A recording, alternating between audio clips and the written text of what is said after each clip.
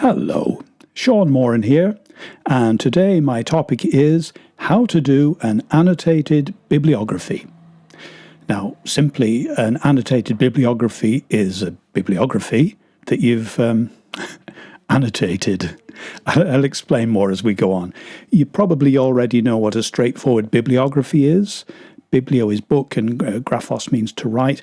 So a bibliography is just a list of books, a list of sources, books, papers, and so on that you've used in an assignment or in an academic paper. That's a bibliography. Usually it's set out in alphabetical order. Well, that's the Harvard style anyway, in which the author's name comes first. So somebody called Aardvark would be at the top of your list, and somebody called, Zagzebski would be at the bottom of your list. And that's your bibliography. If it's annotated, though, you're saying a little bit about each of those sources. You're not just listing them. What are you saying? Well, you need to keep it fairly brief, so you're just going to give a few important things. You could summarize each entry in your annotated bibliography by using 4 C's, as it happens: citation, credibility, content, and critique. I'll explain those. First of all, the citation. If this is Harvard style, you would first of all give the author's name, so Moran, in my case, Moran, comma, Sean, that's my name, first name, or Moran, comma, S. dot. Okay? Decide which you're going to go for. Are you going to give people's first names? If so, be consistent all the way through, or are you just going to give initials? That one's up to you. I like to see names personally. And then the date in brackets, so Moran, comma, Sean, brackets, 2020, that's the date, okay? Then the name of the article. If it's a book, you give this in italics. If it's just an article, you put it in quotation marks and then give the name of the journal after that. Typically then you would give the town of publication and the publisher. The publisher is only given if it's a book. If it's a journal, you don't need to give the publisher. Just the name of the journal is enough. Okay, so we're looking at citation, credibility, content, and critique. We've looked at the first one. That's just your citation. Maybe you'll put that in bold. It's your heading for that entry in your annotated bibliography. So that's that done. Next, we need to look at credibility. What does credibility mean? It means believability.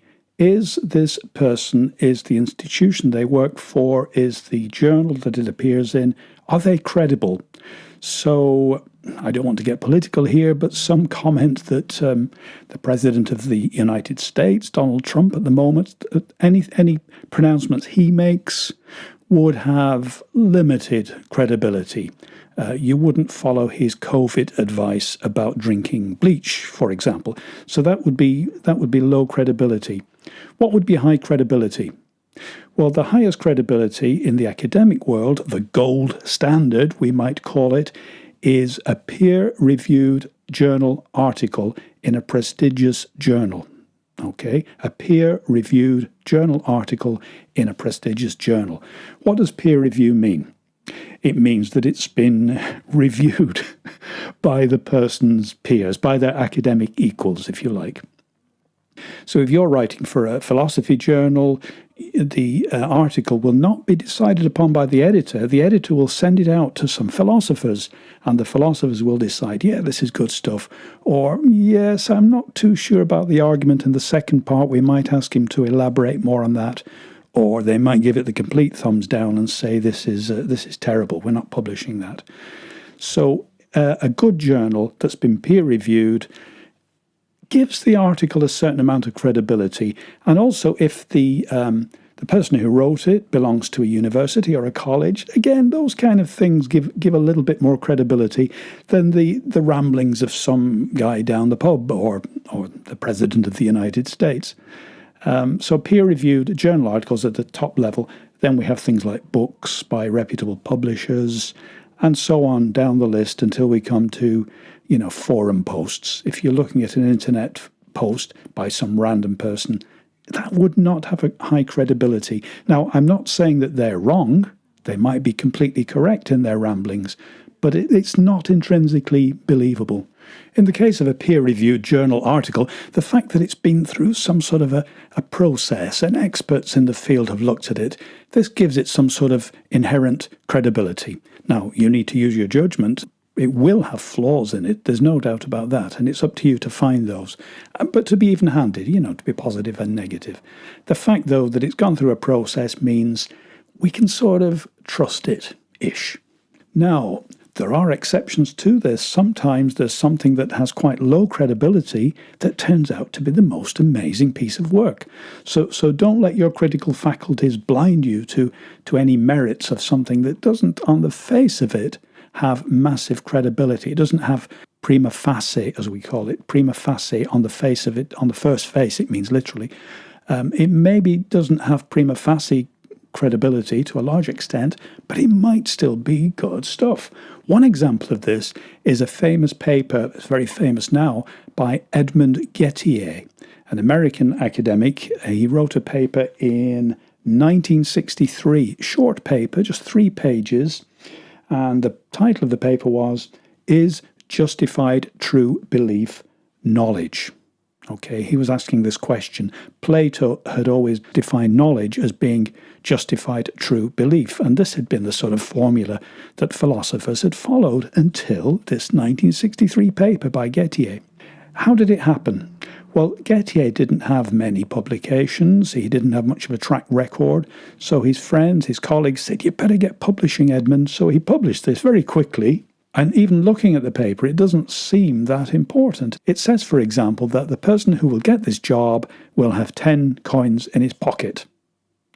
And Smith has 10 coins in his pocket. It's thought that Smith is going to get the job. But Jones gets the job. Jones also has 10 coins in his pocket. So is justified true belief? It was justified, it was true, and the person believed it. Is it the same as knowledge? No, because they thought that Smith was going to get the job and Jones got it. It seems kind of trivial, doesn't it? It doesn't seem very important. This revolutionized a particular aspect of philosophy called epistemology. It turned the world of epistemology upside down, and just about every article you read now on the topic of epistemology mentions Gettier. You have to. It's become a sort of a thing.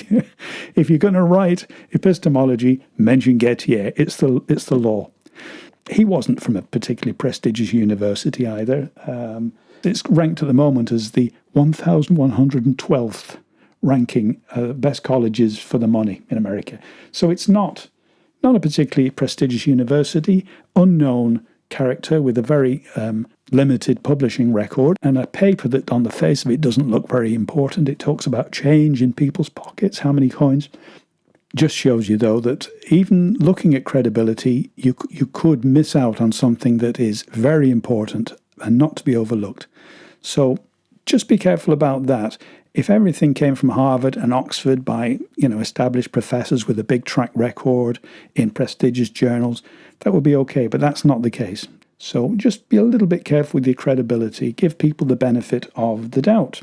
So we have 4 C's to deal with. We've dealt with 2 of them, citation and credibility. The next 2 are content and critique. So citation, credibility, content and critique. Content. Basically, tell us what the paper is about. Now, you don't need to go into massive detail. In fact, you don't want to go into massive detail. Just give us the main details, particularly the conclusions. We want to know what they've found out.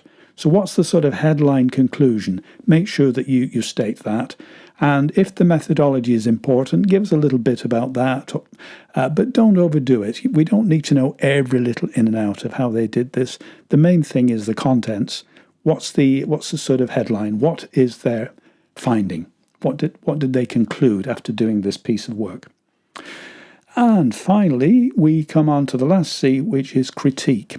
Say a word or 2 about how good this piece is. Is it valuable to you? Does it help you in your research on this particular topic? Is it what's called a seminal publication? I mean, the Gettier one is seminal. If you're in the field of epistemology, you've got to quote Gettier. If you're talking about behaviorism, you have to quote Skinner. If you're talking about relativity, you have to quote Einstein. There are certain seminal papers. So that's something you might say. You might say, this is the seminal paper in the field. You might find that the paper you're reviewing is at odds with the current thinking in the field. Again, that's valuable. Somebody is challenging the orthodoxy. So find some interesting little thing to say. Critical. Now, critical, of course, can be positive or negative. It might be that the methodology was very sloppy and that the conclusions were not well supported. Well, say so, and say that this then means it's of limited value to you. But it might be that the introductory paragraphs had some interesting background that is valuable. So do try to say something nice if you can. My mother used to say, if you can't say something nice, then don't say anything. But we're academics. We say horrible things as well. So there we are. That's essentially how to do an annotated bibliography. You will find it useful because under every citation, you've got a few little notes that remind you how valuable this is to you, and outlines the main points of the argument and says something about the credibility of the authors. That's the kind of stuff that's worth knowing when you're producing your own material, when you're writing your own paper or doing your own research. So there we go. That's roughly how to do an annotated bibliography, which is a bibliography that's been annotated.